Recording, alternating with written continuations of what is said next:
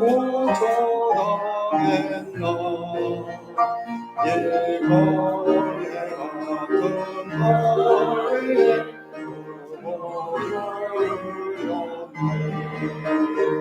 같은 나의 십자가 내가 처음 볼 때 나의 맘의 큰 고통 사라져 너를 믿고 소행하리라 담대 기쁨 영원하도다 그 십자가 못하게만 속죄하리라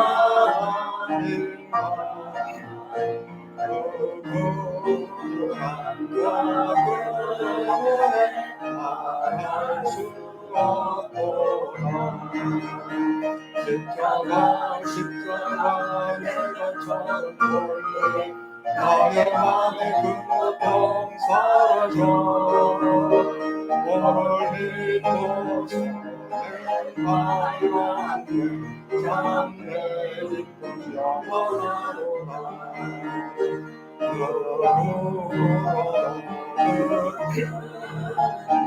나가 볼 수 없네 나 주님께 몸 바쳐서 주의 이름 소리 십자가 내가 처음 볼 때 나의 맘의 그 고통 사라져 너를 믿고 소행하리라 참내 기쁨 영원하도다 네. 누구 한 번 기도 제가 네. 살리시고 거룩하신 우리 하나님 오늘도 아버지 하나님 주 앞에 나와 아버지 정말 공부합니다. 하나님 아버지가 은혜를 열어주셔서 아버지 이 목회연구원이 아버지 소수가 될지라도 큰 일꾼 될 수 있는 제목이되게 아버지 공부에 전념할 수 있도록 의의 은혜를 베풀어 주시옵소서.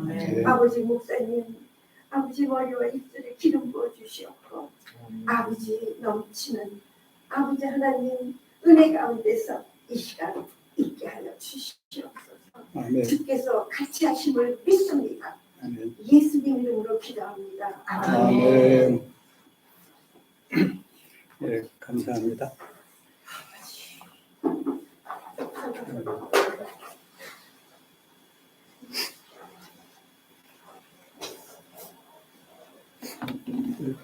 한 주간 동안 잘 지냈습니까? 네.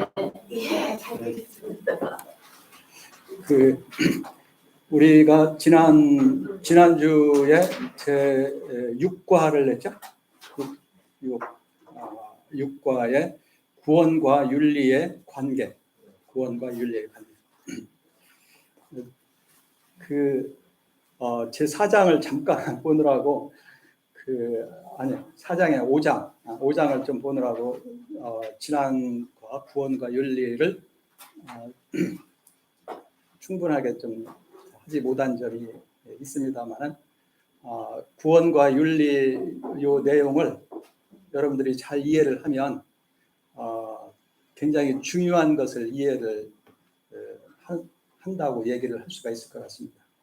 제가 처음부터 이렇게 말씀드리기를 성경이 우리에게 가르쳐주는 가장 중요한 것을 물론 한 가지만 얘기하라면 구원이라고 얘기를 할 수 있겠죠. 그러나 한 가지 더 얘기해서 두 가지를 얘기하라고 하면은 구원과 윤리라 이렇게 얘기할 수 있을 것이다 이렇게 얘기했습니다. 그렇기 때문에 어떻게 보면은 지난주에 우리가 했던 제6과 구원과 윤리의 관계 요것이 어떻게 보면은 성경 전체의 가장 핵심적인 내용을 요약해서 얘기한 것이다 이렇게 얘기할 수도 있을 것 같아요. 근데 그것도 각각 구원하고 윤리를 따로 이렇게 떼어서 생각하는 것이 아니라 두 개가 서로 어떻게 관계가 되어 있는가, 서로 연결이 되어 있는가, 그걸 우리가 한번 생각해 보는 거거든요. 그렇기 때문에 어떻게 보면 굉장히 중요한 내용이에요.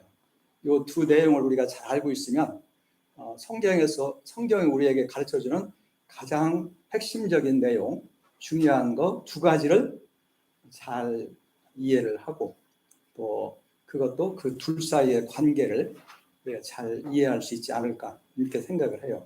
그래서 물론 우리가 오늘 원래 이제 계획이 제7과 로마서 6장에서부터 8장까지의 내용을 통해서 본 그리스도인의 윤리적 삶의 방법이거든요.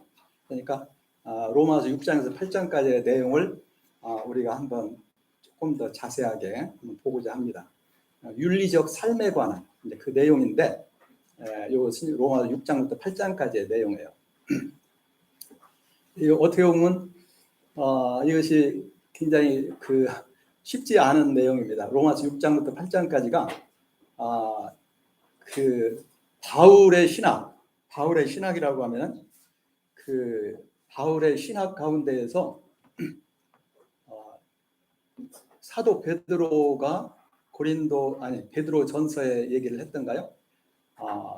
바울이 얘기하는 것 가운데 어떤 것은 좀 굉장히 어려운 것이 있는데, 어떤 사람들이 그걸 억지로 해석을 하려고 하다가 잘못된 길에 빠지기도 한다, 그런 얘기를 했는데, 바울이 얘기하는 그 내용 가운데 굉장히 이해하기 어려운 그런 부분 중에 하나다, 이렇게 얘기할 수 있을 것 같아요. 로마서 6장부터 8장 이 내용이 그렇게 그 내용인데, 어쨌든 그 내용을 한번 좀 보도록 하고요.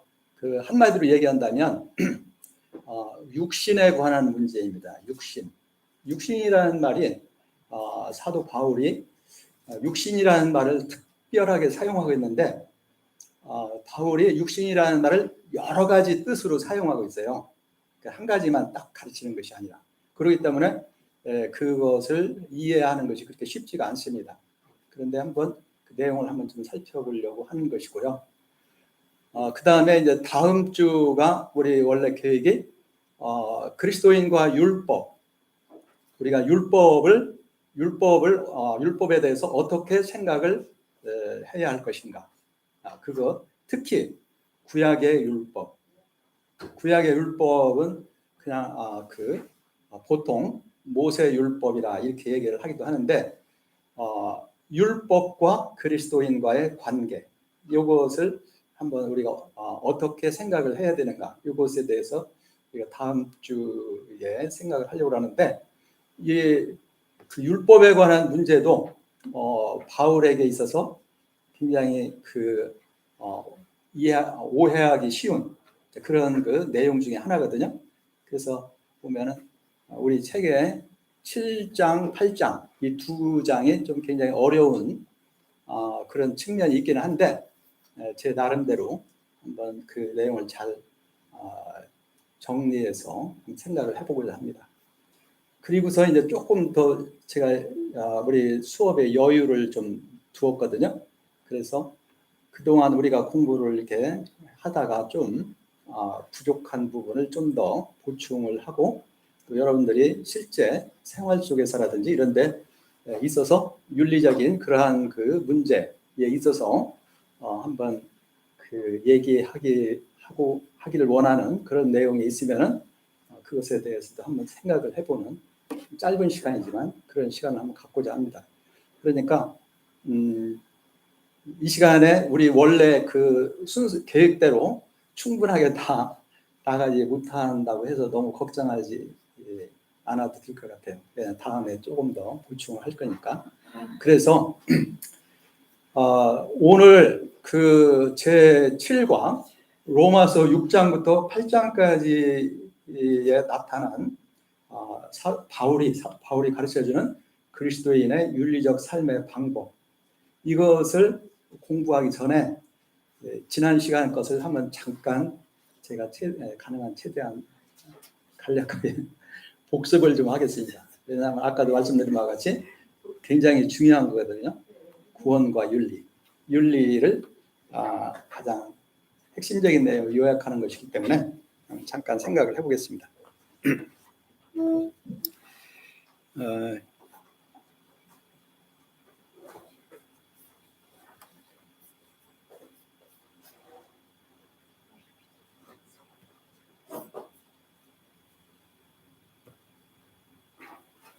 구원과 윤리의 관계 잘 보이죠? 네. 예, 그러면 한번 이것은 여러분이 기억하겠죠? 이런 여러 학자들의 견해가 있다. 네. 그런 얘기고. 그다음 우선 먼저 구원이란 무엇인가? 특히 바울 서신 중심으로 얘기한 겁니다. 사도 바울이 얘기하는 구원에 대해서 한번 생각할 때, 첫째, 구원이란 무엇인가? 한마디로 그렇죠. 죄와 죽음에서 벗어나 생명을 얻는 것. 그 생명도 영생, 단지 육체의 생명이 아니라 하나님과의 그 관계가 회복됨으로써 영적인 생명. 그다음에 우리 육체의 생명도 얻게 됩니다. 부활을 통해서 우리의 완전한 그러한 몸을 갖게 됩니다. 그리고 영원한 하나님 나라에서의 풍성한 삶. 하나님께서 원래 우리에게 계획하시고 주신 생명. 그것을 회복하는 것, 얻는 것. 그것이 구원이라고 할 수 있을 거예요. 생명을 풍성하게 얻는 것. 근데 그 영생은 죽은 다음에만 얻는 게 아니에요. 예수님을 믿는 순간 그 생명을 얻는 거예요. 그래서 이 생명은 새로운 차원의 생명이에요. 원래 하나님께서 우리 인간에게 주셨던 건데 우리 인간이 죄로 인해서 잃어버렸던 거예요. 근데 그걸 다시 회복하는 겁니다. 그래서 그 생명은 하나님의 생명이에요. 하나님의 생명. 그리고 살되 참으로 복되고 풍성한 그런 삶을 얘기하는 거죠. 할 수 없이 나지 못해 죽지 못해 사는 그런 것이 아니고 하나님이 원래 계획하신 풍성한 삶. 그것이 바로 그 생명이 우리 그리스도인의 삶을 통해서 나타나는 것이 성령의 열매다. 그게 영생의 모습이다. 이렇게 얘기할 수 있을 것 같아요. 그래서 참된 사랑, 기쁨, 평화, 그리고 오래 참고 자비, 양선, 충성, 온유, 절제할 수 있는 그런 생명을 우리가 얻게 되는 거예요. 그것이 완전하게 이루어지는 것이 영원한 하나님 나라에서 그게 하나님의 생명을 우리가 풍성하게 누리게 될 것입니다. 자, 우선 구원은 바울이 그랬어요. 오직 의인은 믿음으로 말미암아 뭡니까? 살리라, 산다. 그게 구원이에요. 우리가 보통 산다는 걸 행동한다 이렇게 이제 그 생각하기가 쉬운데 여기서 얘기하는 것은 오직 의인은 믿음으로 말미암아 살 것이다. 그것은 행동한다보다도 그건 2차적인 얘기고 죽음에서 벗어나 참 생명을 얻는다. 참 살 것이다. 산다. 영원히 산다. 그런 뜻이에요. 오직 의인은 믿음으로 말미암아 살 것이다. 산다. 하나님의 생명을 얻는다. 그게 구원입니다. 그리고 오직 의인은 믿음으로 말미암아. 자, 그렇게 생각하고 그다음에 구원이 왜 필요하죠? 그렇지. 우리가 인간이 죄로 인해서 모두가 다 죽게 되었습니다. 이미 영적으로 죽어 있고 육체도 이제 죽게 되고 그다음에 영원한 하나님을 알지 못하고 하나님과의 관계가 회복되지 아니하면 영원한 죽음에 들어가게 되는 거죠. 우리 인간에게 있어서 최대의 불행인 거죠. 여기서 벗어나는 것이 최대의 행복이고 큰 복이죠. 그 다음에 그래서 모든 인간은 다 구원받을 필요가 있는 거예요. 네, 세 번째, 그러면 어떻게 구원을 얻을 수 있습니까? 구원 얻는 방법은 네, 오직 그냥 믿음으로 이렇게 얘기하는데 뭘 믿어요? 하나님의 아들 예수 그리스도를 알고 믿는 거예요. 바로 예수님이 하나님의 아들 그리스도이신 것을 알고 믿는 것입니다. 여기서 그리고 그분이 우리 위해서 우리를 구원하기 십자가에 죽으시고 부활하셨다. 그것을 믿는 거예요. 그 예수님이 하나님의 아들 그리스도이신 것을 우리가 알고 믿으면은 구원을 얻는다. 이것이 바울의 가르쳐요. 믿을 때 믿는다는 것은 먼저 아는 것이 필요해요. 바울이 로마서 10장에서 알지도 못한 자를 어떻게 믿으리요? 믿지 않는 자를 어떻게 부르리요? 누구든지 하나님의 주의 이름을 부르는 자는 구원을 얻으리라. 근데 하나님의 이름을 부르기 위해서는 믿어야 되고 믿으려면 알아야 된다. 어떻게 알 수 있느냐? 복음을 들음으로써 알 수 있다. 이렇게 얘기했어요. 로마서 10장입니다. 자, 어쨌든 하나님의 아들, 예수님이 하나님의 아들 신성을 가지셨고 그리스도라는 것은 그냥 우리가 다 아는 바로 크게 세 가지 직분을 얘기하고 있죠. 첫째는 그렇지. 선지자라는 것은 하나님을 우리에게 알게 한다. 계시. 두 번째, 제사장이 하는 일은 우리 죄를 위해서 속죄의 제사를 드리고 우리 위해서 기도하시는 겁니다. 그 다음에 세 번째, 왕은 의로 다스리시고 우리를 인도하시는 거예요. 예수님은 완전한 선지자이십니다. 예수님을 본 자는 하나님을 본 것이다. 예수님은 하나님의 아들이시니까. 요한복음 14장. 예수님이 하나님의 완전한 계시예요. 그래서 예수님을 통해서 하나님을 아는 거예요.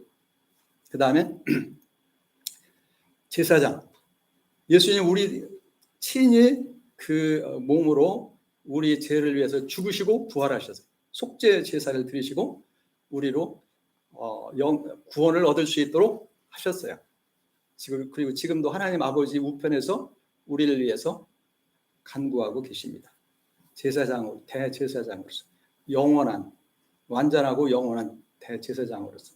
그리고 예수님은 또한 왕이십니다. 온 세계를 다스리시는 우리의 주권자이십니다. 앞으로 영원히 다스리실 것입니다. 우리가 그걸 믿는 거예요. 예수님이 그리스도이시다. 완전한 하나님의 계시자요. 우리의 완전한 제사장이요. 우리의 완전한 왕이신 것을 믿는 겁니다. 예수님이 바로 그걸 위해서 죽으시고 부활하신 그 예수님을 우리가 믿을 때에 구원을 얻는 거예요. 로마서 1장 16절에 내가 복음을 부끄러워하지 아니하노니 이 복음은 모든 믿는 자에게 구원을 주시는 하나님의 능력이기 때문이다. 근데 우리가 믿는다고 하는 것은 지난번에도 얘기했지만은 마음으로 믿어 의에 이르고 입으로 시인해서 구원에 이른다.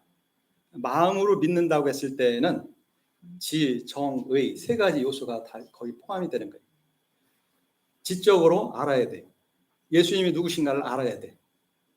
하나님의 아들 그리스도이신 것을 알아야 돼요. 알아야만 믿을 수가 있는 거예요. 두 번째, 감정도 있는 겁니다. 예수님이 우리를 위해서 대신 죽으시고 부활하셨다. 그걸 정말 우리가 깨닫게 되면 우리 마음에 뭐가 생긴다겠죠? 예수님이 나를 위해서 내 대신 죽으시고 부활하셨다. 그걸 우리가 알게 되면 우리 마음에 뭐가 생겨요?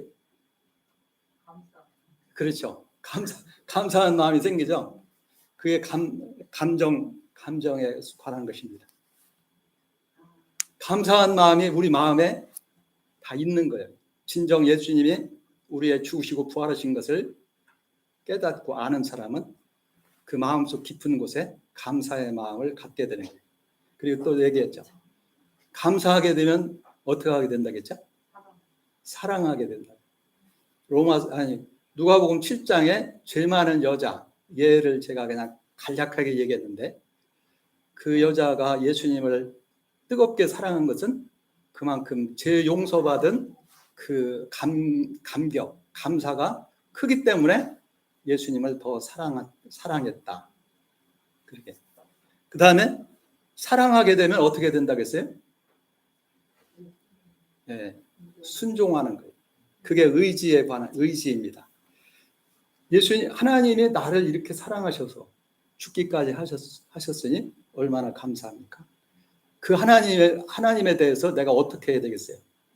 그 예수님을 나의 주님으로 모시고 나는 그 예수님의 뜻대로, 주님의 뜻대로 살 거야. 의지의 결단이죠. 의지의 결정. 그게 필요한 거예요. 그렇게 할 때에 예수님을 나의 주님으로 믿는다고 입으로 시인을 하는 거예요. 입으로 시인한다. 그것은 우리의 의지로 나는 예수님을 믿고 그 예수님의 뜻대로 살 거야. 살겠습니다. 그렇게 입으로 고백하는 것이 신앙 고백입니다. 신앙. 그래서 우리가 세례 문답할 때 이걸 묻잖아요. 죄인인 걸 아십니까? 예수님을 통해서, 오직 예수님을 통해서 구원 얻는 것을 믿습니까? 그 다음에 하나님의 뜻대로 말씀을 따라서 살겠습니까? 예, 아멘. 그게 의지의 표현이에요. 그래서 이런 것이 필요한 겁니다. 물론 이걸 그냥 내가 저절로 아는 것이 아니에요. 하나님께서 미리 다 준비하고 우리에게 말씀을 전해주셔서 그걸 우리에게 깨달을 수 있도록 은혜를 주신 거예요. 그 대신에 우리는 그 은혜를 통해서 이걸 깨달으면, 우리가 그걸 깨달을 때 우리는 감사하고 그 믿음으로, 의지를 통해서 그 시인을 하는 것이 필요한 거예요. 그것이 신앙 고백입니다. 이와 같이 예수님이 누구신가를 알고 그분을 입으로 시인할 때 그 사람이 구원을 얻는다. 예수님을 나의 주님으로 그 고백하는 거예요. 그것을 우리에게 가르쳐주고 있습니다. 그러니까 하나님의 물론 은혜가 먼저 있고 그것을 우리가 깨달을 때 거기에 대한 우리의 반응이 이렇게 있게 되는 거죠. 그 신앙 고백으로 표현이 되는 겁니다. 그러면 이게 요점을 다 얘기했어요. 여기. 필요성, 방법. 바로 우리가 믿은 것은 아브라함의 믿음과 같은 것이다. 이게 로마서 4장 나중에 기회 있으면 생각하고. 그다음에 구원의 3요소. 로마서 10장 9절 10절. 여기 보입니까? 네. 같이 한번 읽어볼까요? 여기. 자, 시작. 내가 만일 내 입으로 예수를 주로 시인하며 또 하나님께서 그를 죽은 자 가운데서 살리신 것을 내 마음에 믿으면 구원을 받으리라. 사람이 마음으로 믿어 의에 이르고 입으로 시인하여 구원에 이르느니라. 여기 이게 이제 그 가장 핵심적인 그런 내용이죠. 그런데 구원의 내용이 있습니다. 구원의 내용은 아까 얘기한 한마디로 얘기하면 생명인데 그것이 시작이 있고 진행이 있고 완성이 있어요. 우리가 예수를 믿고 구원 받았다 하는데 그것은 시작을 의미하는 거예요. 구원의 시작을 의미하는 거예요. 나 예수 믿고 구원 받았습니다. 그것은 물론 뭐 장래가 보장이 돼 있지만 이미 시작이 됐다는 얘기예요. 구원이 다 이루어졌다는 것은 아닙니다. 구원은 보장이 될 뿐이지 그렇지. 다 구원된 건 아니에요. 시작이야, 시작. 예. 어린아이가 새 생명을 가지고 태어난 거예요. 예, 맞아요. 어린아이가 태어났으면 성장을 하고 장성한 사람이 돼야 되잖아요. 그게 천국에 올라가. 네, 그래 완성. 이것을 바울이 얘기하는데 그냥 이제 우리 뭐 조직 신학에서도 다 얘기를 하지만은 그냥 우선 구원의 시작은 예수님이 참으로 하나님의 아들 그리스도이신 것을 내가 알고 내가 그분을 나의 주님으로 영접할 때, 영접하는 것이 곧 시인하는 거예요. 영접할 때 이루어지는 것이 시작입니다. 그것은 한꺼번에 다 이루어져요. 어린아이가 태어날 때 응애하고 태어나면 그 인간으로서 필요한 걸 다 가지고 태어나는 거예요. 그지? 거기에 뭐가 들어갔느냐? 첫째, 죄 용서를 받아요. 우리가 죄가 많잖아요. 그리고 죄의 대가는 죽음인데 첫째 예수님의 십자가의 은혜로 죄 용서받아요. 죄 용서받으면은 의인이 되는 거예요. 죄 용서하면 죄가 없잖아요. 그래서 의인이다. 무죄. 의인이 되네. 그 다음에 생명을 얻어. 영생. 어린아이가 태어날 때 생명을 가지고 태어나듯이 하나님의 생명을 가지고 얻게 돼. 새 생명을 얻어요. 그래서 그것이 다른 말로 거듭나서 새 사람이 되는 거예요.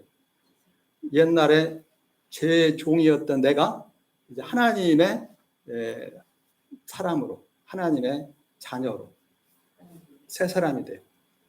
그리고 성령을 받습니다. 누구든지 성령이 아니고 성령이 없으면 그리스도의 사람이 아니다. 그러니까 그리스도인은 다 성령을 모시고 있는 거예요. 그리고 우리는 하나님의 자녀가 되는 거예요.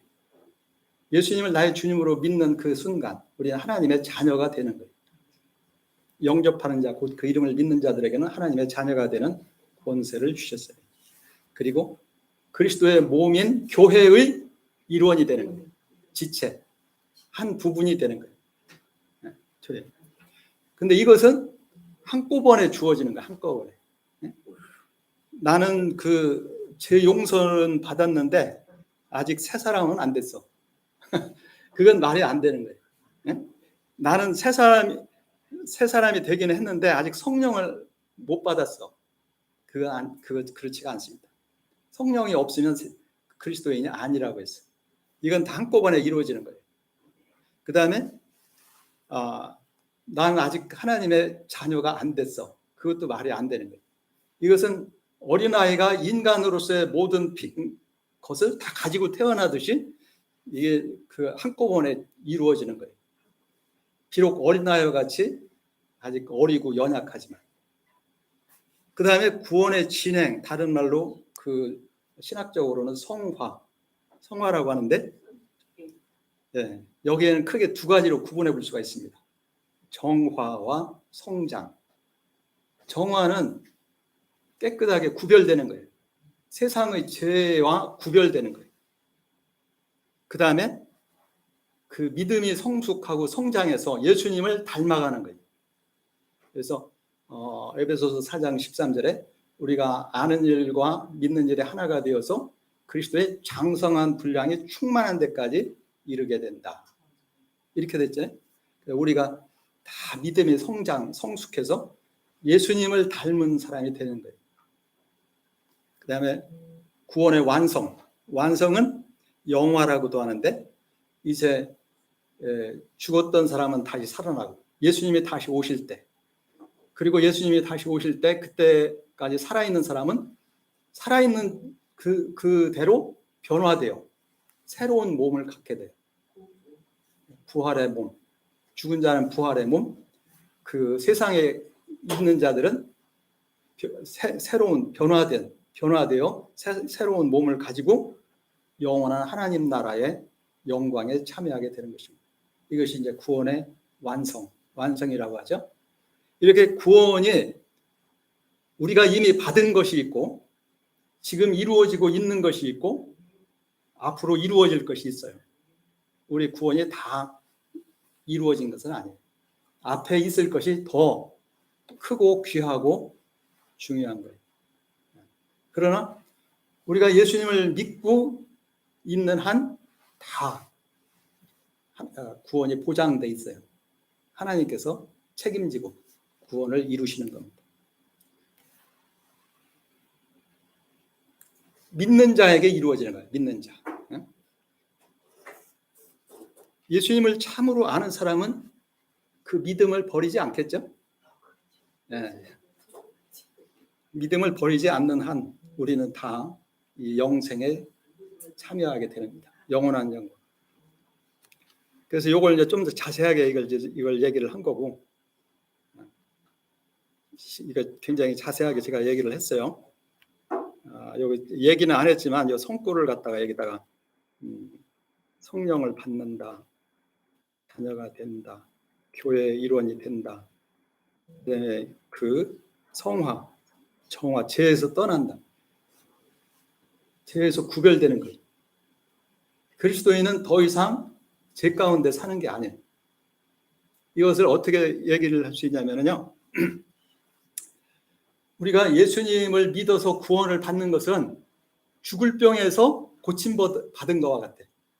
이제 비유로서 얘기한다면 어떤 사람을 죽을 병에서 고쳐서 건강하게 해줬더니 그 사람이 뭐라고 하냐면 그 은혜 너무 감사해서 다시 더 큰 은혜를 받기 위해서 다시 더 큰 병에 걸렸다가 고침을 받겠다. 그러면 그게 어리석은 거죠? 고침을 받았으면 그 다음 어떻게 해야 돼? 그렇지. 그 건강한 몸으로 성장하고 보람 있고 가치 있는 일을 해야죠. 네? 그래야 그게 더 행복한 삶이지. 병고침을 받는 게 아무리 큰 은혜라도 건강한 몸으로 보람 있고 가치 있게 사는 것이 더 큰 은혜가 아니겠습니까? 그게 곧 성화예요. 성화. 그러니까 항상 다시 죄 가운데 돌아가는 것이 아니라 죄를 이기고 예수님을 닮아가고 그 다음에 하나님이 원하시는 그러한 일을 하고 그게 윤리입니다. 윤리. 어떻게 보면 윤리는 이 성화하고 거의 비슷하다고 얘기할 수가 있어요. 윤리가 바로 우리들의 그 어떻게 살아야 되는가. 제가 그 윤리에 대해서 얘기할 때 우리의 그 성화를 이루고 또한 하나님의 일을 하기 위해서 윤리적인 삶이 필요하다. 그렇게 얘기했어요. 하나님의 일, 이 세상에서 우리가 단지 나 자신의 구원만 받기 위해서 우리가 사는 것이 아니라 이 세상에 사는 동안 하나님이 원하시는 일을 하기를 원하시는 거예요. 다른 사람들 하나님께로 인도하고 교회를 섬기고 또 이 세상에 빛을 비추어 세상에 그 정의와 평화가 이루어지도록 세상에서 세상을 그 세상에서 빛과 소금의 역할을 하는 그런 일을 함으로써 세상을 변화시키는 거예요. 물론 예수님이 오셔야 완전한 하나님의 나라가 이루어지지만은 그때까지 우리가 하나님의 은혜를 힘입어서 그런 하나님의 일을 원하시는 일들을 하면서 살아가는 거예요. 그게 이제 윤리적인 그런 삶인 것입니다. 그래서 우선 이제 구원의 측면에서 보면 크게 두 가지, 죄에서 구별되는 것, 떠나는 것. 두 번째는 성숙 성장, 예수님을 닮는 것. 이것이 우리에게 구원의 측면에서 그 성화의 삶입니다. 이것은 죽을 때까지 계속 하는 거예요.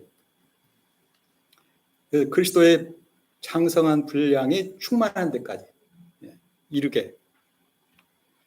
이것은 이제 조금 더 이 정화는 로마서 6장에서 8장, 6장에서 특히 우리가 한번 보게 되겠습니다.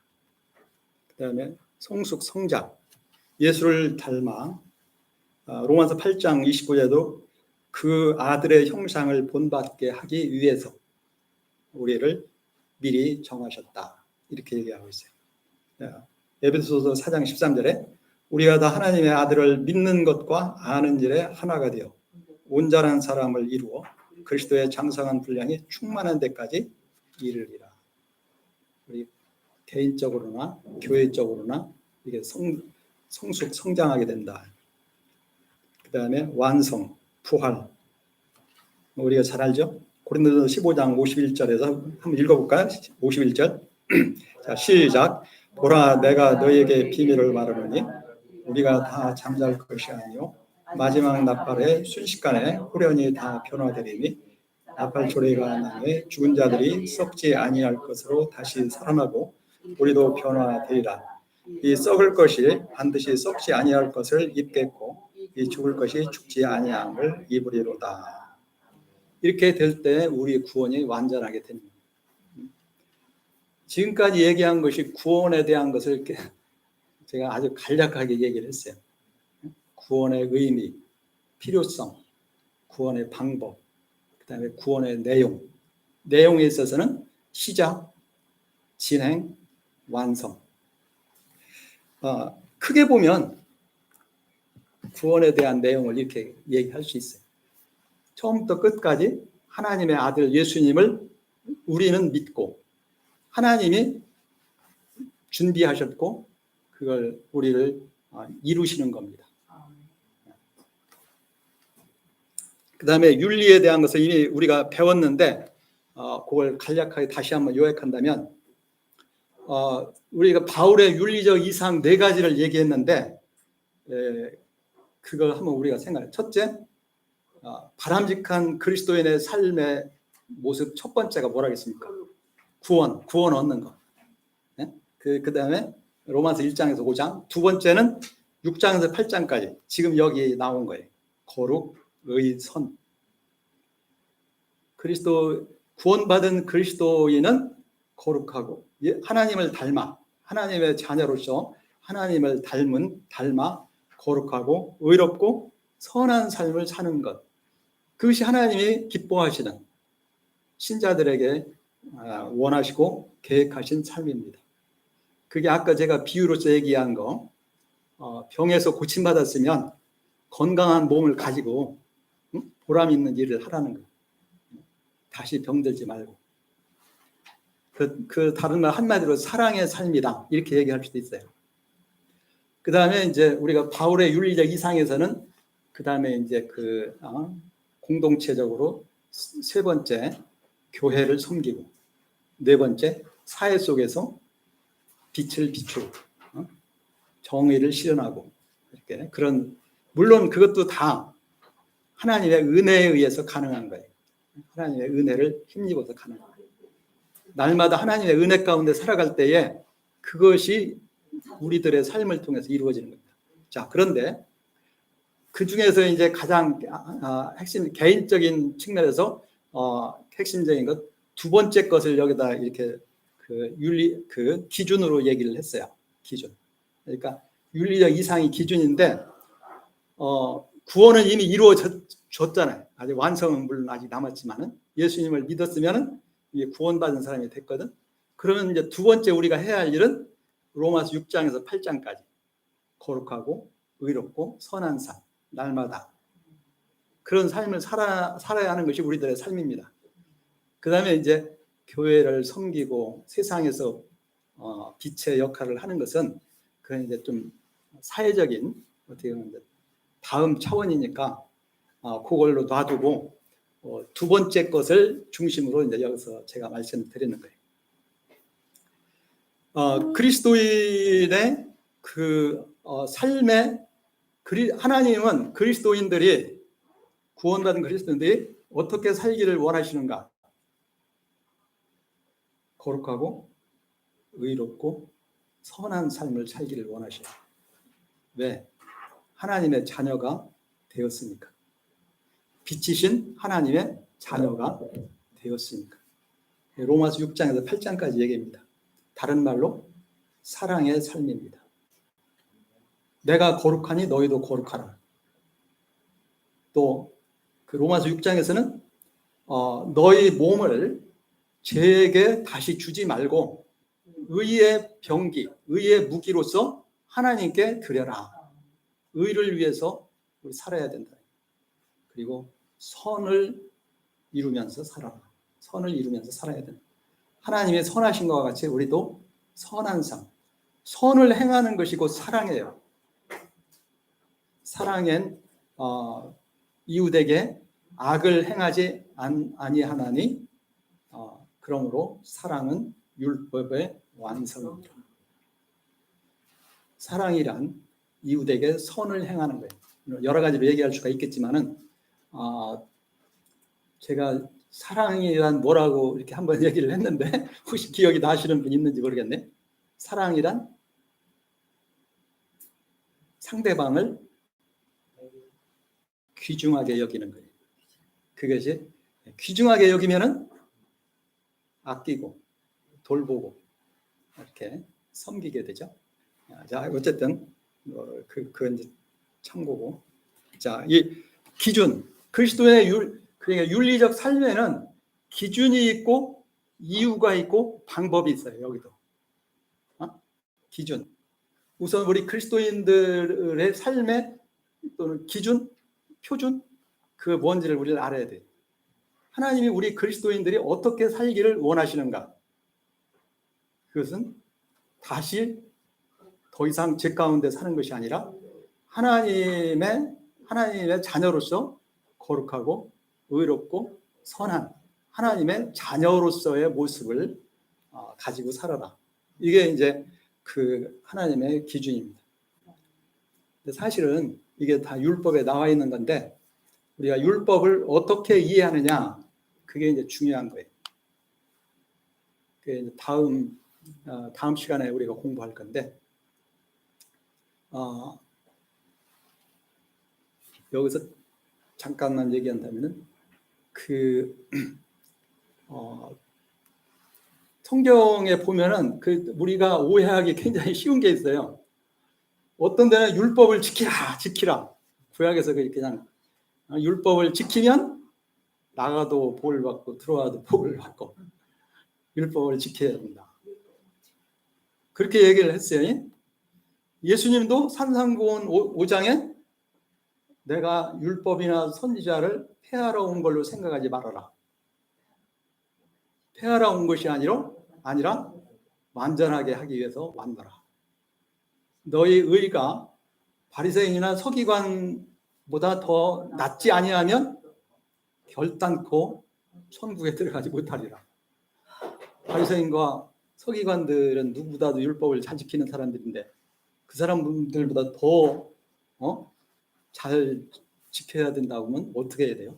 회개만 잘하면 그래, 그건 이제 나중에 한번 생각을 하고. 자, 그러니까 성경에 보면 어디는 율법을 철저하게 지켜야 된다고 했고, 특히 이제 바울 같은 데 보면은 율법의 행위로 구원 얻을 육체가 없느니라. 로마서 3장 20절. 율법의 행위로 구원 얻을 육체가 없느니라. 율법으로는 죄를 깨달을 뿐 그걸 가지고 그걸 행할 수가 없느니라. 마음을 지금 앞심에 그래, 그게 다 서로 연결이 돼 있어요. 서로 연결이 돼 있어. 그래가지고 이게 굉장히 우리에게 혼동을 줘요. 어떤 때는 율법을 철저히 지키는 사람이 복을 받는다.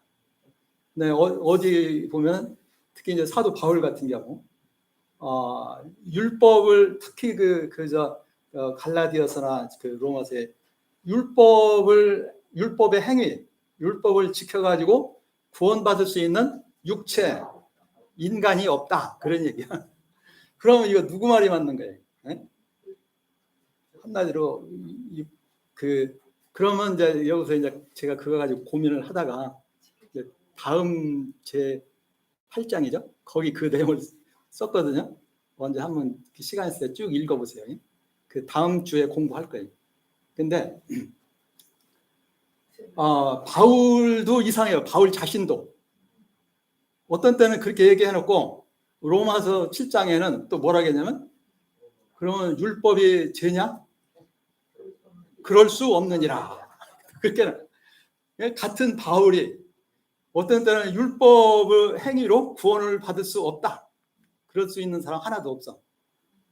그러면서도 율법이 잘못된 게 아니야. 그렇지. 우리 못 지키는 게 로마서 7장 12절은 그러므로 율법은 거룩하고 계명도 거룩하고 의롭고 선하다 그렇게 써요. 바로 이 거룩의 선이라는 말이 로마서 7장 12절에 나와. 네? 율법과 계명은 거룩하고 의롭고 선하다. 그럼 어떻게 하라는 거예요? 지키라는 거예요? 지키지 말라는 거예요? 고민이 되잖아요. 이해가 될것 같아요. 됐어요? 그러면 다행이고. 문제는 인간이니까. 그래. 그래서 결론적으로 얘기하면 인간 스스로는 못 지켜요. 하나님 예수님을 알고 믿어서 하나님의 은혜를 힘입으면 지킬 수 있는 거예요. 지키되 율법을 지키되 형식적인 율법을 지키는 게 아니라 율법의 정신을 지켜야 돼요. 구약 시대에 그 성전에서 제사하는 법이라든지 이런 거, 절기 이런 거 다 지금 우리가 지킬 수 없잖아요. 그리고 또 구약 시대에 또 시민법이라고 있어요. 시민법. 그 뭐냐면은 잘못한 사람은 돌로 쳐서 죽이라고 했어요. 우리 죽어야 될 사람 많을 거예요. 오늘 그대로 시행을 하면.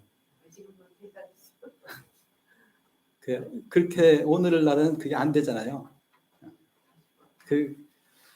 그러나 율법의 정신은 지켜야 됩니다.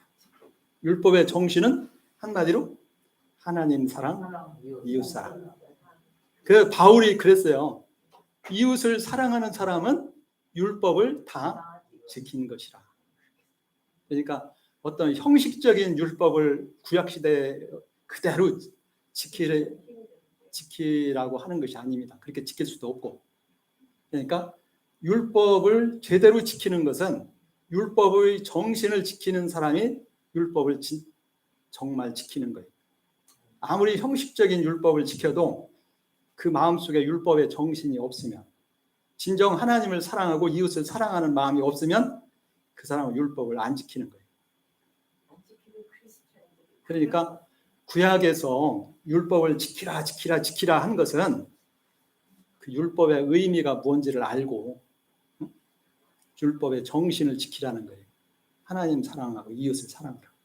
그러면은 그걸 다 행할 수가 있다는 거예요. 그러나 우리가 율법의 그 근본 정신을 안다고 할지라도 인간은 스스로 그 율법을 지킬 수가 없어요.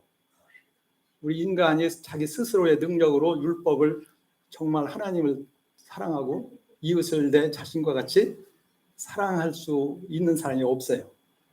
왜? 나부터 살아야지. 네, 나부터 살아야지. 그게 우리 인간의 기본적인 모습입니다. 내가 먼저 살아야지.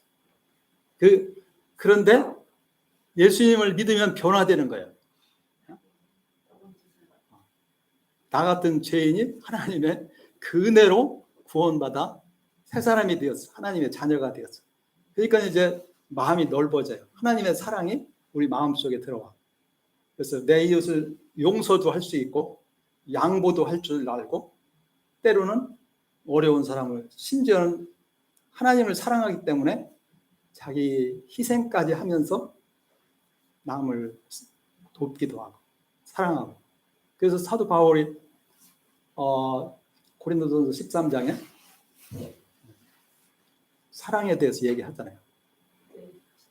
결국 그런즉 믿음, 소망, 사랑 이 세 가지는 항상 있어야 되는데 그 중에 제일은 사랑이라. 바울도 결국은 사랑을 얘기해요. 근데 그것이 먼저 예수님을 믿어야 가능하다. 먼저 예수님을 알고 믿어야 가능하다. 그래야지 예수님을 알지 못하고 인간이 자기 능력으로 그걸 지키겠다. 그건 불가능한 것이라는 겁니다. 그게 이제 지금 제가 다 얘기했어요. 기준을 얘기했죠. 거룩하고 의롭고 선한 삶. 그게 곧 사랑하는 삶이에요. 하나님을 사랑하고 이웃을 사랑하고. 바울이 얘기했잖아요. 사랑하는 사람, 이웃을 사랑하는 사람은 율법을 다 이루는 것이다. 이게 기준입니다. 그리고 왜 이와 같이 우리가 살아야 되느냐? 첫째, 예, 우리는 그리스도와 연합해서 새 사람이 되어서 죄에 대해서 죽고 의에 대해서 산 새 사람이 되었어요. 우리가 새 사람이 되었다는 것을 알아야 돼요. 기억해야 돼요. 그러니까 우리가 그리스도와 연합했다. 연합했다는 게 무슨 뜻이에요? 그렇지. 우리가 예수를 믿으면은 예수님과 하나가 되는 거예요. 예수님과 하나가 되는 거예요. 그래서 예수님이 죽을 때 나도 죽은 거예요. 예수님이 다시 살아나실 때 나도 같이 산 거예요. 그래서 지금 내가 예수님과 하나가 되어서 나는 예수님의 생명을 가지고 있어요. 예수님께 속하고 예수님의 은혜 안에서 살고 있는 거예요. 이렇게 우리는 과거에는 죄의 종이었습니다. 예수 믿기 전에는 죄와 죽음의 종이었어요. 그러니까 의롭게 살으라고 해도 할 수가 없는 거예요. 죄의 종이니까. 죄가 시키는 대로 하는 거예요. 여기서 죄는 악의 세력과 같은 그런 의미를 가지고 있어요. 그래서 그걸 못 이겨요. 인간은 죄의 종이니까.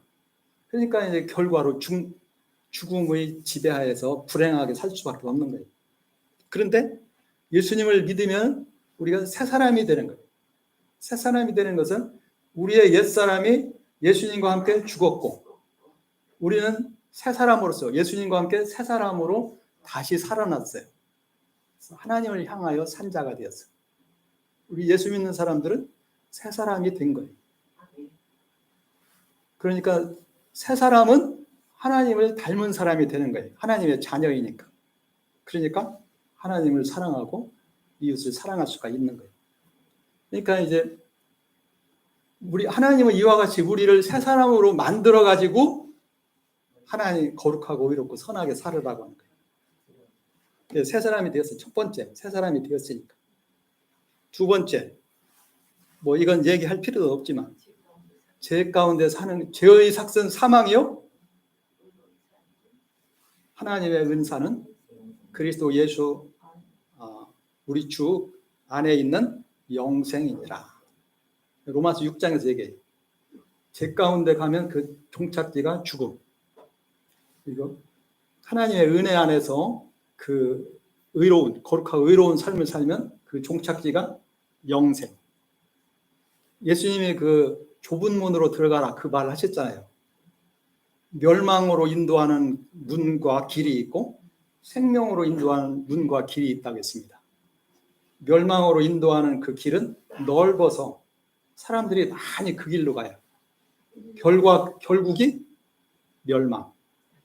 그러나 생명으로 가는 그 길은 힘들고 어렵지만 그 마지막이 영생이에요.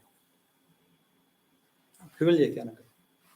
그러니까 우리가 이 생명의 길, 그 길을 우리는 이건 그냥 의무적으로 이건 얘기한 것이고 그 다음에 세 번째 이렇게 해서 구원의 완성을 위해서 하겠는데 우리가 이와 같이 함으로써 예수를 닮고 구원의 완성에 이르게 되는 거예요. 그 마지막 영생이라고 했잖아요. 그리고 4번 종말론적인 심판대 앞에 그리고 이것은 뭐냐면은 불신자들이 심판을 영원한 멸망의 심판을 받겠지만은 우리 그리스도인들도 다 그리스도의 심판대 앞에 선다고 그랬어요. 로마서 5장 10절. 우리가 다 그리스도의 심판대 앞에 서서 각자가 그 몸으로 행한 것을 따라 받을 것이다. 그러니까 우리가 이 세상에서 사는 것이 아무 의미가 없는 것이 아니라 주님을 사랑하고 내 이웃을 사랑하고 주님을 위해서 헌신하고 사는 것이 그게 다 헛된 게 아니에요. 하나님은 그거 하나도 그걸 잊어버리지 않고 기억하시고 하나님께서 갚아주신다. 뭘로 갚아주시는지는 저도 잘 모르겠습니다. 그러나 하나님께서 참으로 귀하고 값진 것으로 갚아주신다. 아멘. 갚아주시는 거예요. 요한계시록 22장 마지막 장 12절에도 보라 내가 줄 상이 내게 있어 각 사람에게 그가 행한 대로 갚아줄 것이다. 그러니까 주님을 믿는 가운데서 주님을 사랑하고 충성하고 헌신한 사람은 헛되지 않다 이거예요. 그 주님이 다 갚아주신다.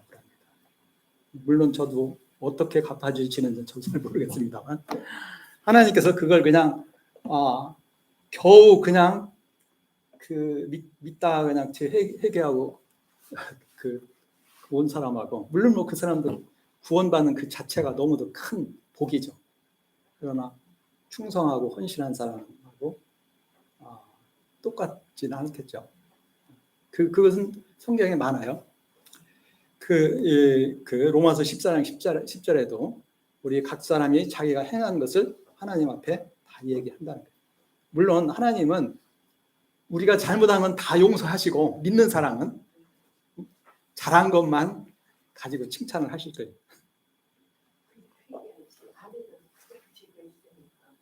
하여튼 그렇게 생각을 하는 거예요. 제 생각은. 하여튼 하나도 수고한 것이 헛되지 않다는 말은 고린도전서 15장 58절에도 나와 있어요. 그 다음에 아까도 얘기했지만은 우리가 그리스도인들이 이런 이 세상에서 거룩하고 의롭고 선한 그러면서 하나님의 뜻을 따라 사는 이유 그 중에 또 하나는 이게 윤리적 삶의 이유인데 이 세상에서 하나님의 뜻을 이루기 위해서 나의 구원뿐만 아니라 이 세상에서 하나님의 뜻을 이루기 위해서 복음을 전하고 우리가 이 세상에서 그리스도인들로서 해야 될 제자로서 해야 될 일이 많잖아요. 땅끝까지 이르러 복음도 전하고 교회를 섬기고 이 세상에서 정의와 평화가 이루어지는 하나님의 나라가 이루어지도록 하나님의 나라가 오게 하시고 하나님의 뜻이 하늘에서 이룬 것 같이 땅에서도 이루어지기를 위해서 그리고 또 마태복음 6장 33절 너희는 먼저 하나님의 나라 그의 나라 하나님의 나라와 하나님의 의를 구하라. 그리하면 이 모든 것을 너희에게 더하시리라. 의를 위해서 핍박을 받은 자는 복이 있나니 하나님께서 크게 갚아주신다. 이렇게 얘기하잖아요. 그러니까 하나님의 영광을 드러내기 위해서 우리가 이와 같이 윤리적인 삶, 의로운 삶을 살아야 된다. 이게 이유입니다. 그 다음에 윤리적 삶의 방법 이미 다 얘기를 했는데 전에 얘기했죠. 우리 인간 자신의 능력으로는 그렇게 살 수가 없는 거예요. 우리는 이제 하나님 예수님을 믿어서 새 사람이 됐지만 그럴지라도 우리는 인간으로서의 연약함을 가지고 있는 거예요. 육체도 연약하고 우리가 죄에서 깨끗하게 씻음을 받았지만 죄 용서받고 깨끗하게 씻음을 받아서 새 사람이 됐지만 육체도 아직 연약해요. 우리의 정신도 부족해요. 지식도 부족하고 감정도 불안한 의지도 약해. 그렇지만 그렇기 때문에 우리 자신의 능력으로 거룩하고 의롭고 선한 삶 하나님의 뜻을 이루면서 사는 삶 우리 인간 자신의 능력으로는 불가능하다. 그래서 하나님의 은혜가 필요합니다. 그래서 하나님께서 특별히 우리 그리스도인들을 위해서 준비한 게 예수님의 십자가와 성령이라겠습니다. 예수님의 십자가는 우리가 처음 구원받을 때만 필요한 게 아니에요. 우리의 매일의 삶 속에 그리스도의 십자가의 은혜가 필요해요. 우리가 연약하고 이 세상은 아직 하나님의 나라가 안 됐잖아요. 이 세상에는 아직도 죄와 죽음과 악의 세력이 세상을 지배하고 있는 겁니다. 그래서 항상 우리를 시험하고 유혹하고 우리 그리스도인들을 무너뜨리려고 이렇게 하는 거예요. 우리가 그리스도인들이 하나님의 자녀이지만은 깨어있지 아니하면 자기도 모르게 시험에 빠져. 시험에 빠진다는 것은 시험과 유혹에 굴복해서 거기에 복종하는 거예요. 자칫 우리가 지식도 부족하고 감정도 불안하고 의도 약하다 보니까 어떤 때는 가끔 세상 사람들이 더 잘 사는 것 같고 더 행복하게 사는 것 같고 그래서 그걸 따라가다가 실패하는 거예요. 그러나 하나님은 그냥 그것이 그렇게 했다고 해서 그냥 버리지 않죠. 우리를 깨우쳐서 다시 돌아오게 하시잖아요. 그래서 우리가 깨닫고 회개하고 하나님께 돌아오면 요한 1장 9절 만일 우리가 우리 죄를 자백하면 저는 미쁘시다 신실하시고 의로우사 우리의 죄를 용서하시고 우리를 모든 불의에서 깨끗하게 해주신다. 우리가 세상에서 목욕을 했지만은 다니면서 발에 흙이 묻었으면 다시 씻어준다. 요한복음 13장에 그렇게 얘기를 하잖아요. 너희들은 다 목욕을 했으니까 다시 목욕할 필요는 없지만 그러나 발은 서로 씻어주라. 그렇게. 자, 그래서 우리는 날마다 십자가의 은혜로 실수와 이런 잘못을 용서받고 씻음을 받아. 그래서 죄에서 구별되는 거예요. 아까 성화에 이게 있다고 했잖아요. 정화. 응? 세상의 죄와 구별되는 거. 그 다음에 성령의 은혜와 능력이 주어져요. 성령이 우리와 함께 계실 뿐만 아니라 성령은 예수님 대신 우리에게 오셔서 우리의 길을 인도하시는 거예요. 깨닫게 하시고 또 때로는 위로, 격려, 또는 잘못하면 책망, 또 우리를 인도하셔. 진리 가운데로 인도하셔. 그래서 성령의 또 은혜와 능력을 주셔. 은사도 주시고. 그래서 우리가 이 세상을 이기게 해.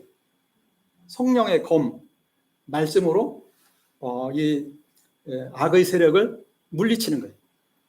그리고 더 나아가서 성령의 검으로 공격해서 이기기도 하는 거예요. 무너뜨리는 거예요. 그래서 이 성령의 은혜와 능력을 힘입어서 살아갈 때에 세상의 악의 세력을 이기는 거예요. 그러니까 죄에서 씻음 받고 또 성령의 은혜와 능력을 힘입어서 세상에 나아가서 영적인 싸움을 싸우는 거예요. 이것이 삼위 하나님이 우리와 함께 계셔. 항상 예수님 우리 위해서 기도하시고 하나님 아버지는 그 모든 것을 그 뜻대로 인도하시고 성령은 직접 우리와 함께 계시면서 우리를 위해 기도도 하시고 도와주시잖아요. 그 대신에 우리 그리스도인들이 해야 할 일이 있습니다. 그냥 하나님이 하시니까 그냥 나 가만히 있으면 하나님이 다 해주시는 게 아니라 하나님이 먼저 이와 같이 은혜를 베푸실 때 그 은혜에 우리는 믿고 순종하는 거예요. 믿고 순종. 예수님을 믿는 것은 제가 얘기했죠. 믿고 의지하고 기도하는 거예요. 믿는 것은 머리로 아는 것뿐만 아니라 감정, 그리고 내 의지가 비록 연약하지만 그 의지를 가지고 하나님을 붙잡는 거예요. 예수님을 붙잡아. 그러니까 우리 인간의 의지는 연약하지만은 주님을 믿고 의지할 때에 하나님께서 우리의 그 의지도 강하게 하시는 거예요. 하나님께서 우리의 지식을 새롭게 하시고 우리의 감정도 온전하게 하시고 물론 하루아침에 다 되는 건 아니지만 계속해서 붙잡아 주시는 거예요. 그리고 우리를 계속해서 우리의 그 연약한 우리의 의지를 강하게 붙잡아 주셔요. 그래서 점점 주님을 닮아가는 것입니다. 그래서 그래서 우리의 믿음은 처음 예수 믿을 때만 예수님을 믿는다고 하면 다 끝나는 게 아니에요. 계속해서 믿고 의지해야 돼. 그게 기도로 표현되는 거예요.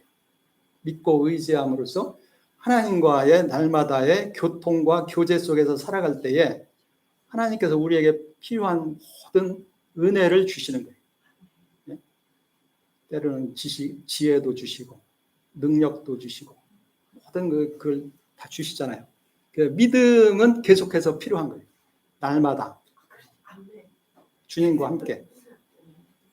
그리고 우리가 이렇게 주님을 믿고 의지할 때 하나님께서 우리에게 모든 필요한 걸 주신다고 했잖아요.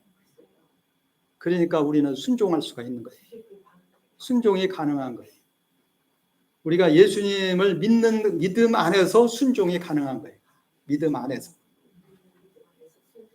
순종도 억지로 나의 인간적인 의지로서 순종이 가능하지가 않아요. 근데 주님을 믿고 의지할 때에 주님께서 하나님께서 우리에게 순종할 수 있는 은혜와 능력을 주셔요. 그렇지. 그러니까 우리가 믿음이 순종에까지 가야 된다는 거예요. 그냥. 전에 제가 얘기할 때 믿고 순종하는 것은 이건 실천이고 충성이고 다른 말로 하면 헌신이에요. 순종하려면 거기에 내가 뭔가를 드려야 돼. 나의 시간을 드리고 나의 힘을 쏟아야 되고 나의 재능을 거기다 쏟아야 되고 내가 가진 것을 들여서 하나님의 뜻에 순종하는 거예요. 그 뜻에 따라가는 거예요. 그게 순종입니다. 그러니까 이렇게 할 때에 하나님의 은혜가 먼저고 거기에 우리가 믿음으로 의지할 때에 하나님께서 우리에게 필요한 것을 주심으로 그 은혜와 능력을 가지고 순종하며 나아가는 거예요.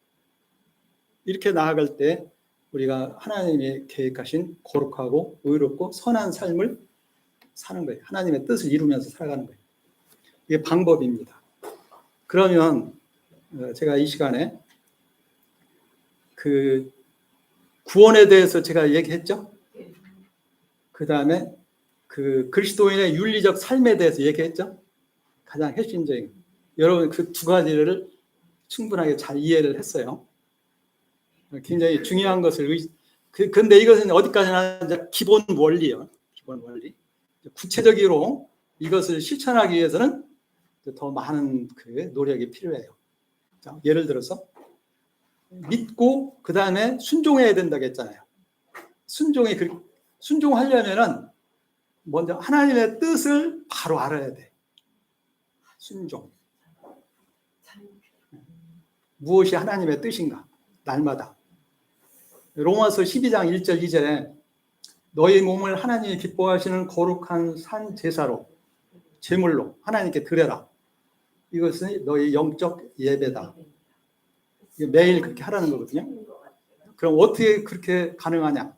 2절에 그러므로 너희는 이 세대를 본받지 말고 오직 마음을 새롭게 해서 변화를 받아 하나님의 선하시고 기뻐하시고 온전하신 뜻이 무엇인지 분별하라.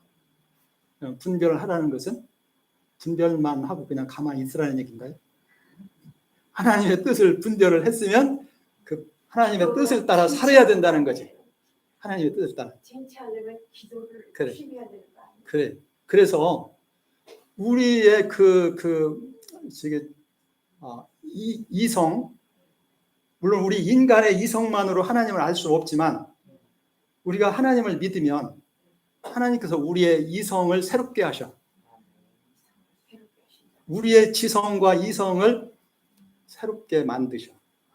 하나님의 것을 깨달을 수 있게 만드시는 거예요. 근데요, 이성을 없애는 게 아니라 이성을 새롭게 해요. 그렇지. 이성 없어요? 아니, 이성 없으면 예수 믿으면 이성이 없어지나? 예수를 믿으면 이성이 없어지면 어떻게 해? 우리 뜻대로 가야 되기 때문에. 그렇지. 근데 이제 그렇지만은 하나님 우리 이성을 날마다 새롭게 하셔요. 하나님의 말씀을 공부함으로써 하나님의 뜻을 깨닫는 거예요. 저는 우리 남편이 맨날 얘기할 때 이성적인 사람이라서 그렇게 말하는 거예요. 근데 이제 세상적인 이성이 아니고 우리는 하나님의 그 은혜 안에서의 이성을 가지고 판단을 해야죠. 세상 사람들의 이성은 세상의 그 기준과 논리로 그 판단하거든. 근데 우리는 하나님의 그 아는 그 말씀을 기준으로 해서 판단하잖아요. 그러니까 세상 사람들이 볼 때는 세상 기준으로 볼 때는 이성적이 아닌 거야. 하나님의 기준이 이해가 안 되니까. 그러나 우리 그리스도인들이 이성이 없는 게 아닙니다. 우리는 하나님의 이성으로. 예. 거기에 로마서 12장 2절에 너의 마음을 새롭게 함으로 변화를 받아. 이걸 이성이다. 예. 거기 그 마음이 헬라어로는 그게 이성으로 돼 있어요. 헬라어에는 우리말로는 마음이라는 말로 그냥 다 이렇게 돼 있는데 영어도 그렇고 헬라어에는 그냥 마음과 이성과 생각과 이게 다 구별이 돼 있어요. 그걸 우리 영어만 보더라도 우리가 그냥 마음 하면 그냥 보통 하트로 얘기하잖아요. 근데 어떤 때는 마인드라고 해. 마인드를 우리말로 번역할 때 그냥 마음이라고 번역을 하기도 하고 생각이라고도 번역을 하는데 사실 영어에서도 하트하고 마인드는 차이가 있어요. 하트는 이 세 가지를 다 포함한 거예요. 지식, 지성, 감정, 의지까지 포함한 거예요. 근데 이 마인드는 특별히 그 지성적인 부분을 얘기해요. 생각. 헬라어가 원래 그래. 여기 헬라어가 누스로 돼 있어요. 누스. 누스라는 것은 이 그 생각, 이성. 그러니까 먼저 우리의 생각이 바뀌어야 돼. 이 세대를 본받지 말고 너희 이성적인 생각이 바뀌어서 그 변화, 그 생각이 바뀌면 우리가 변화가 되는 거예요. 그러면은 하나님의 뜻을 분별할 수가 있게 돼. 그 우리가 어떻게 그 우리의 이성이 바뀌느냐? 하나님의 말씀을 깨달을 때에 우리가 하나님의 뜻을 깨닫잖아요. 하나님 뜻이 하나님. 그러니까 그 하나님의 뜻을 깨닫는다는 게 그렇게 쉽지가 않아요. 많이 노력해야 돼. 말씀도 공부해야 되고 날마다 기도도 해야 되고 때로는 저 잘 믿는 사람에게 좀 물어보기도 하고. 그래서 우리 공부하는 이유가 거기 있잖아요. 그러니까 예수님을 믿는데 그걸 구별을 못하는 거라. 내 생각과 하나님의 뜻이 무엇인가를 분별을 하고 그 하나님의 뜻에 내 생각을 굴복시키는 거예요. 그게 순종입니다. 그렇죠. 그래서 나는 내 생각을 없애는 걸로 생각했는데 내 생각을 하나님 생각으로 바꿔야 돼. 거죠. 그러니까 항상 하나님의 뜻은 무엇인가 그걸 생각해야 돼. 하나님의 뜻이 어디 있는가. 우리가 구별이 잘 안 되잖아요. 말씀을 깊이 공부하면 그만큼 하나님의 뜻을 더 잘 알게 되죠. 그래서 내 생각대로 하지 아니하고 하나님의 뜻에 내가 복종하는 거예요. 사도 바울이 그렇게 얘기합니다. 나는 날마다 죽노라. 그리고 나를 쳐서 복종시킨다. 고린도전서 9장에 그렇게 얘기했죠. 그리고 이제 이게 있어요. 우리가 다음 시간에 공부해도 괜찮은데 오늘 공부할 것이 바로 다 포함이 돼 있는 거거든. 그 로마서 6장부터 8장에 그 우리가 하나님의 뜻을 깨달아도 그게 어려운 것 중에 또 하나는 첫째는 하나님의 뜻을 바로 알아야 돼. 깨닫는 거. 그것도 쉽지 않죠? 때로는 하나님의 뜻을 깨달아도 그렇게 하고 싶지가 않아. 네, 힘들으니까. 그게 너무 많아. 그게 무슨 문제냐? 육신의 문제입니다. 육신. 우리는 인간의 육신을 가지고 있어요. 육신. 나이가 많으니까 힘들죠. 근데 그렇지만은 우리 인간 육신도 예수 믿기 전에 육신과 예수 믿은 후에 육신이 차이가 있다고 봐야 돼. 예수 믿기 전에는 죄의 지배 아래 있어. 항상 오히려 그 육신의 생각이 죄의 생각이 항상 앞서 있는 거야. 근데 예수를 믿으면은 이게 일단은 내가 죽어. 그래서 우리는 새 사람이 돼. 그러니까 우리가 비록 연약한 육신을 가지고 있지만은 죄의 지배에서 벗어나는 거예요. 예수 믿기 전에는 육신이 죄의 지배 아래에 있어요. 그래서 죄의 종이야. 죄를 못 이겨. 그러나 우리가 예수를 믿으면은 죄에서 해방돼. 우리 육신까지. 그러나 육신의 그 연약함이 없어진 건 아니에요. 연약함은 있지만 죄의 지배 아래에 있지는 않아요. 그런데 그래도 이 인간의 육신이 연약하기 때문에 첫째는 하나님의 뜻을 잘 분별도 못하고 이 육체는 육체 자체의 그 본능을 가지고 있어요. 아무래도 육체는 편하기를 원하거든. 그것은 예수 믿기 전에도 뿐만 아니라 예수 믿기 전에는 육체가 주인이야, 주인. 예수 믿기 전에는 육체가 나의 주인이야. 예수 믿은 다음에는 육체가 나의 주인이 아니라 나의 도구야. 그렇지만은 다시 육체가 주인이 될 수가 있어. 죄의 유혹에 굴복하면, 유혹에 우리가 넘어가면, 우리가 인간이기 때문에 육체 연약함이 있고 이 세상엔 죄와 악의 세력이 있잖아요. 근데 우리 인간으로서 세상 것이 더 좋게 보이고 유혹과 시험이 있잖아요. 거기에 내가 예수를 믿으면서도 거기에 넘어가. 거기에 굴복해. 그러면 내가 육신의 종이 되는 거예요. 그렇게 되면 육체가 죄를 짓고. 그렇지. 그러니까 그걸 해결해야 돼. 그걸 해결해야 돼. 7장에 그게 그렇지. 그리고 고린도전서 3장에 너희는 육신에 속한 자, 그리스도 안에서 어린아이, 너희가 사람을 따라서 행하는구나. 바울이 그러잖아요. 그래서 고린도교에 분열이 생겼어요. 주님의 뜻을 따라가는 게 아니라 인간적인 생각으로 서로 평가하고 판단하고 그리고 자기 그 생각을 가지고 생각이 주인이 돼가지고 살아가. 자기 인간적인 생각이 주인이 돼서 살아가. 그렇게 하면 예수 믿는 사람도 육신의 종이 되는 거예요. 그래서 이 예수 믿는 사람들이 죄 짓는 이유가 거기 있어요. 예수 믿는 사람들이 죄 짓는 이유가 크게 보면 첫째는 하나님의 뜻을 잘 몰라.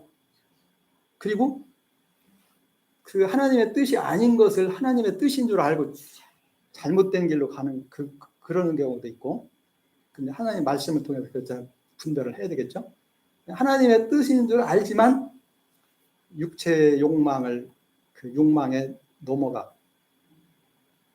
그 욕망이 없어지는 게 아니에요. 다만 아까도 얘기했듯이 그 성령에 의해서 우리가 성령의 은혜 안에서 살 때는 성령에 의해서 그것이 굴복되어 가지고 죽는다고 할 수도 있고, 그래서 우리가 오히려 우리 몸이 성령의 전이 되고 의의 도구가 되는 거예요. 성령의 은혜 안에서 살아갈 때는 우리의 몸이 그 의의 도구가 돼.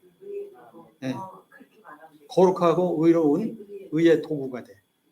근데 우리가 성령을 따르지 않으면, 그 은혜 안에 있지 않으면 이 육신이 다시 내 인생의 주인이 돼. 나의 생각, 나의 욕망, 이런 것이 나의 그 주인이 되면, 그러면 하나님의 뜻과 어긋나는 일을 하는 거죠. 성령의 도구가 돼야지. 예. 그래서 그걸 깨닫고, 근데 이제 하나님께서 그걸 깨닫게 하시잖아요. 성령이 계시니까. 그러면 그때 바로 회개하고 다시 회복이 돼야 되거든. 새롭게 돼야 되거든. 근데 그렇게 하나님께서 깨우쳐주고 그러는데 그걸 거부하고 무시하고 그냥 계속해서 불순종하면 더 큰 심판을 받을 수가 있어요. 물론 그러니까 그렇게까지 하기 전에 참 신자는 다 회개해. 어떻게든지 회개하고 구원을 얻지만 바울은 그렇게 얘기해. 로마서 8장 13절에 너희가 육신대로 살면 반드시 죽을 것이다. 것이로되 영으로서 몸의 행실을 죽이면 살리라. 그러니까 그거 그리스도인들을 향해서 하는 말이거든. 육신을 따라서 계속해서 그냥 그대로 살아가. 그러면 그 결과가 뭐라겠어요? 죽음, 멸망의 길로 가는 길이라. 근데 이제 하나님은 그렇게 놔두지 않고 깨우쳐 주거든. 징계를 해서라도 깨우쳐 주면 참된 그리스도인은 회개하고 돌아오는 거예요. 그러나 끝까지 그걸 거부하고 그러면 참된 그리스도인이라고 할 수 있을까? 하여튼 자, 어쨌든 원칙은 바울이 얘기하는 원칙은 그거예요. 로마서 6장에서도 그렇게 얘기해요. 너희 그리스도인들을 향해서 너희 몸을 죄에게 드리지 말고 의의 도구로 하나님께 드려라. 의를 위해서 계속 의를 위해서 살면 그 결과는 죽음이고, 죄를 위해서 살면 죽음이고, 의를 위해서 살면 그 결과가 영생이다. 그렇게 얘기하거든. 그러니까 그러나 참된 그리스도인은 하나님이 그렇게까지 깨우쳐 주는데도 거부하겠어요? 회개하고 돌아오죠. 근데 그렇게 어리석은 자가 되지 말고 크게 벌 받아가지고 그때 가서 깨닫고 돌아오는 어리석은 자가 되지 말고 잘못한 거 깨달으면 바로바로 돌아오는 게 지혜로운 사람이죠. 아까도 제가 얘기했잖아요. 죽을 병에서 고쳐져서 건강하게 됐으면 건강한 몸으로 살아가야지. 물론 건강하게 살다가 실수도 하고 잘못해서 조금 넘어지고 상처도 나고 할 수도 있지만은 바로바로 다시 일어나서 건강하게 살아야지. 그냥 다시 큰 죄에 빠져가지고 죽기 전에 한번 크게 회개하고 구원만 받겠다고. 그러면 그건 얼마나 어리석은 겁니까? 그러지? 그러니까 결국 6장에서 8장까지의 핵심 내용도 그렇게 얘기할 수가 있을 것 같아요. 이제 다음 시간에 제가 조금 더 자세하게 보겠습니다. 자, 다음 시간은 8장 나가나요? 원래 8장 나가려고 했는데 아직 그래서 제가 좀 여유를 남겨뒀거든. 그러니까 율법에 대한 다음 시간에 오늘 어느 정도 핵심 요점은 얘기했으니까 다음 시간에 7장 그걸 한번 가능한 빨리 좀 보고 8장까지 일단은 한번 공부해 주시기 바랍니다. 율법에 대한 것을 우리가 잘 알아야 돼. 그것도 오해하기 쉬운 게 많아요. 이제 어떻게 보면 바울에게 있어서 가장 어려운 것들 중에 두 가지가 육신의 문제하고 율법의 문제. 그래서 그러면 마지막 결론. 예? 지금 구원에 대한 것을 얘기했고, 그 다음에 그리스도인의 윤리적 삶의 기준과 이유와 방법에 대해서 얘기했습니다. 그렇죠?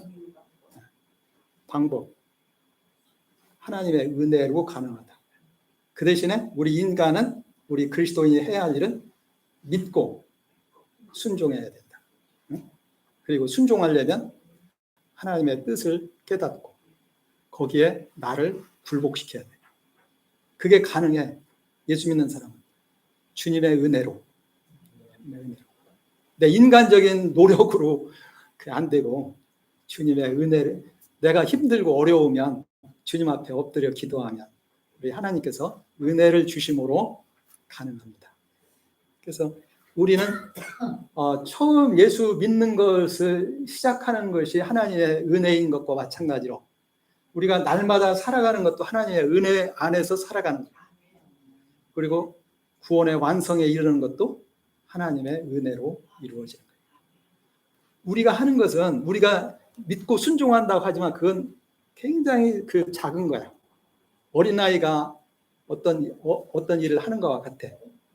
하나님은 모든 것을 다 준비했지만 그래도 어린아이가 믿고 순종하는 것은 필요하잖아. 하나님이 그거 기뻐하시는 거예요. 그러니까 이것은 하나님이 이미 그 모든 필요한 것을 준비를 해놓고 하라고 하니까 그게 우리의 공로가 아니에요. 우리는 당연히 해야 될 것을 하는 거예요. 믿고 순종하는 것.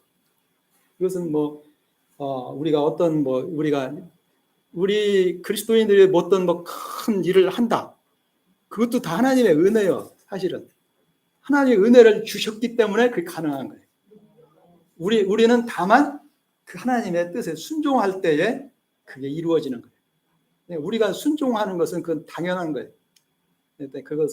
그걸 가지고 우리가 자랑하거나 그렇게 할 수가 없죠. 당연히 해야 할 것을 하는 거니까. 그 다음에 이제 마지막으로 결론이 뭐냐, 요겁니다. 그러면 구원과 윤리의 관계는 뭐냐? 구원은 구원, 어떤 사람은 구원은 구원이고 윤리는 윤리고. 근데 제가 지금 느끼는 게 뭐냐면요, 윤리는 구원 전체를, 성경 전체를 말하는 것 같다는 느낌이. 서로 연결이 돼 있다니까. 근데 구원은 생명이라고 했잖아. 영생. 윤리는 우리가 어떤 순종하여 이렇게 일을 하는 거야. 윤리는 우리가 뭘 해야 돼. 네. 다른 말로 얘기하면 책임. 어떤 일을 해야 되는 거예요. 그게 윤리. 그래서 그 영어로는 그걸 뭐라고 표시하냐면은 구원은 직설법. 이루어진다. 그 다음에 윤리는 명령법. 해야 된다. 그렇게 이제 표현을 하게 돼요.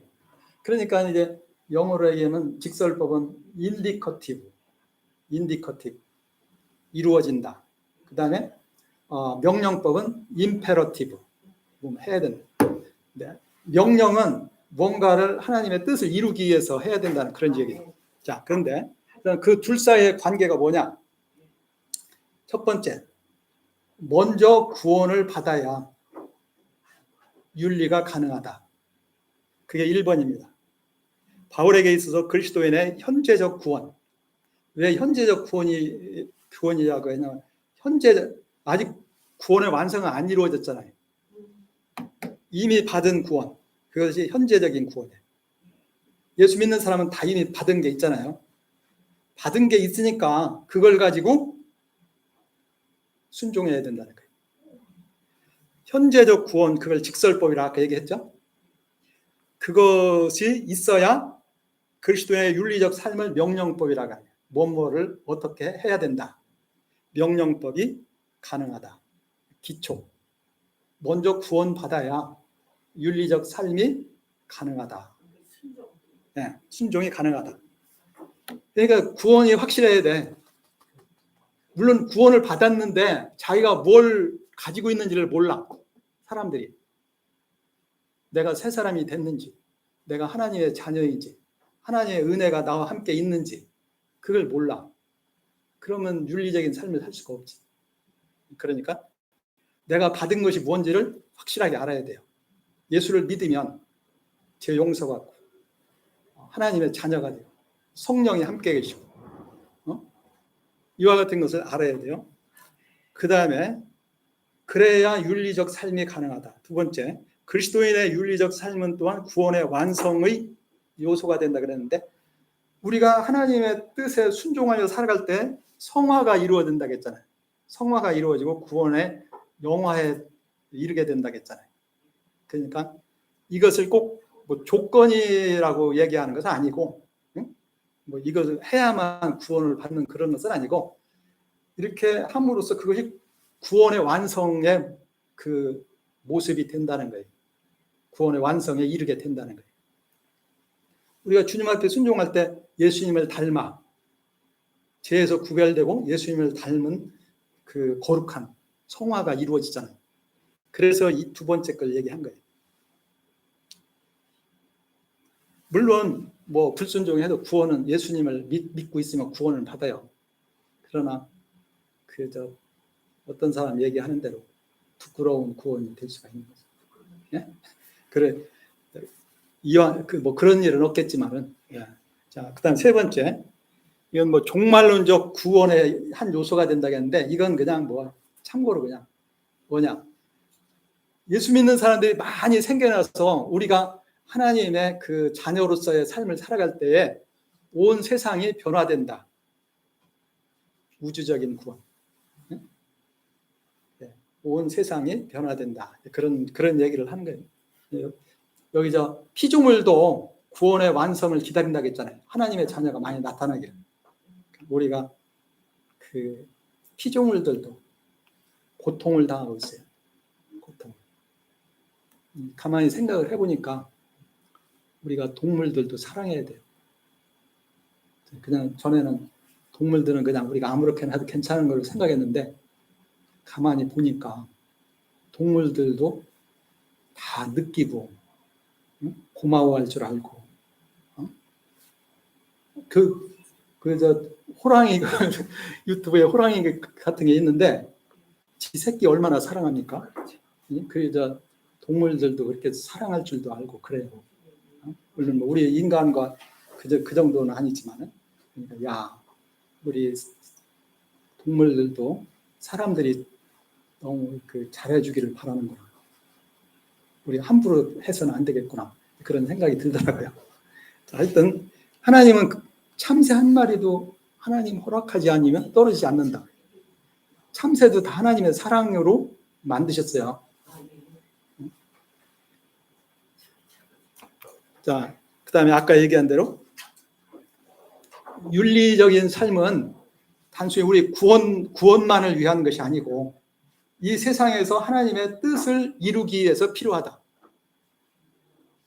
이겁니다. 네, 그리스도의 윤리적 삶은 신자의 구원만을 위한 것이 아니라 또한 이 세상에서 하나님의 뜻을 이루고 하나님의 영광을 드러내기 위해서 필요한 것이다. 아까도 얘기했지만 땅끝까지 나아가서 복음을 전해야 되고, 그리스도의 몸인 교회를 세우고, 이 땅에서 정의와 평화를 이루고 하나님의 나라를 이루고, 그렇죠. 하나님의 영광을 나타내요. 그러니까 제가 이제 그렇게 얘기해요. 구원은 하나의 큰 산과 같다고 하면 윤리는 거기에 많은 나무들이 나는 것 같아. 네? 산만 있고 나무가 없으면, 그렇죠. 그러니까 우리가 하나님의 은혜를 받아서 큰 구원의 복을 받았으면 그 구원의 은혜를 날마다 계속 받아서 거기 아름다운 나무들이 가득한 그런 그 산이 돼야 되지 않겠어요? 네. 그렇게 기본적으로 먼저 구원을 받아야 하나님이 원하시는 그 윤리적인 삶이 가능하고, 그 윤리적인 삶을 통해서 우리의 성화도 이루고 구원도 완전한 구원이 되고 이루어지고, 그 다음에 나아가서 이 세상에서 하나님의 뜻을, 나만 구원받는 게 아니고 하나님의 뜻을 이룰 수가 있다. 그게 이제 구원과 윤리의 관계입니다. 이해가 되시죠? 네. 그럼 오늘은 여기까지. 이렇게 나이가 많아서 그런 열정을 갖고 싶습니다. 그래서 그럼요.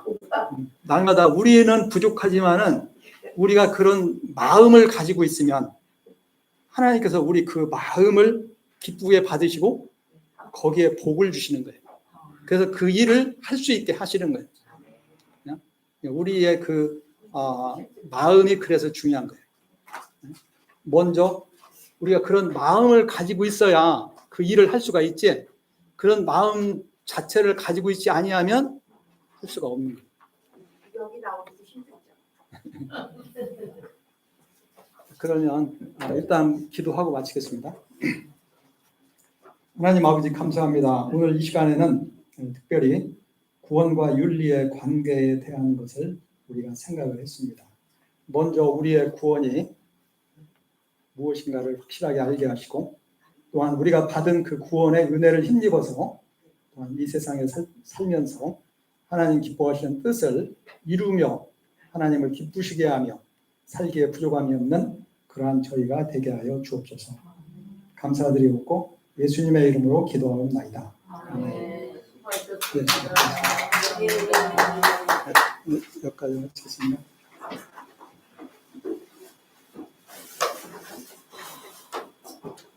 고생하셨습니다.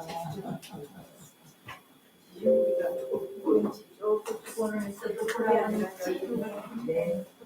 아이고, 강의를 우리가 그럴 수 있는 거 생각할 수 있다는 게.